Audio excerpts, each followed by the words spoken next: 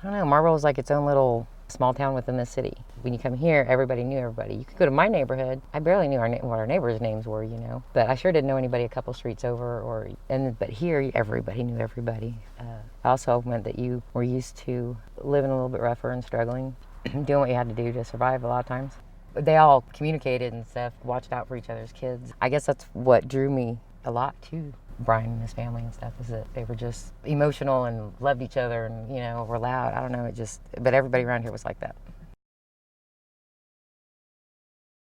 This is where they lived when I met Bryan. They were just really colorful, and they partied hard, and they worked hard, and they loved, I don't know, everything was like go big or go home. And it was so different than what I was used to. So it was all about family. Everything they did really was for their family. They still liked to have fun and do their own thing when they could. I can remember having barbecues, and yeah, all the kids were out playing and stuff. Like, she made breakfast every weekend, and not just special occasions, every weekend. That's how I learned to make breakfast. But then the holidays, especially Christmas and stuff, she just went all out.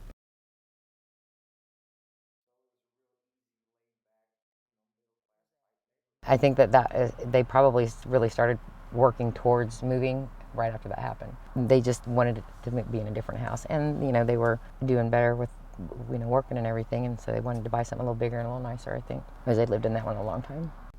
You know, I don't know. My mom just hated me hanging out over here. I still, you know, they may have been dysfunctional and drank too much. They lived. He was always smiling. I get this picture of him walking down the hall at school, and he had on high tops and jeans, but he just bounced when he walked, and he smiled, and he had the best laugh. He was just always and he was real outgoing where I wasn't.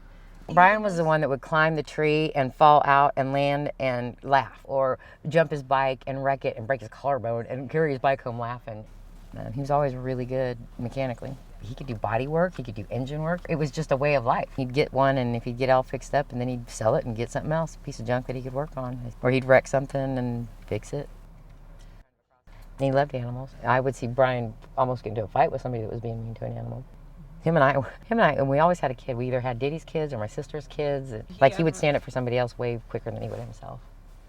I saw him cry a couple times, and it was usually because of his dad, or a fight they'd had, or something his dad had said. He was definitely a mama's boy, very much so. I don't know, there was a whole group. Yeah, they were, him and Larry and David, and, you know, had their little group, 14 and 15 to 40 years old. But when you walked in the basement, there was like a little half bar that David kind of built. He had big spools. We made the blacklight room, and there was like a bench, a work bench or whatever, that usually had beer cans and all kinds of stuff all over it. A lot of his stuff we just made. I was so shy that he was the only person I felt comfortable with. You know, I'd never really had somebody that close. My mom had kicked me out, and his parents had kicked him out. And at night, we'd go down there to 103rd Parks, and we had just a little pup tent. We did that for, probably a month or so. And we really got close then. I mean, it was very romantic. I think it was Valentine's Day. It was a gift, and he was very excited. He'd worked and bought it, and it was a gold band, and the two gold bands met like this, and then there was two little wee diamonds. And it's probably the sweetest thing he ever did. You know, he talked about wanting to be a mechanic like his dad, wanting to go to school. You know, I think at that point, I wanted what Jack and Virgie had. They seemed to love each other so much, you know. The one thing good that he's ever done with in his life, he's going to say Ashley. And I think that's one thing that he's hung on to a lot all these years, is the thought of he wants to be the person she deserves, you know? So rather than buying into the life in there and accepting it, he's preparing for that day then when he does get to be with her and be the person that she deserves. I would like to think that she's a big reason that he's done the things he's done in there.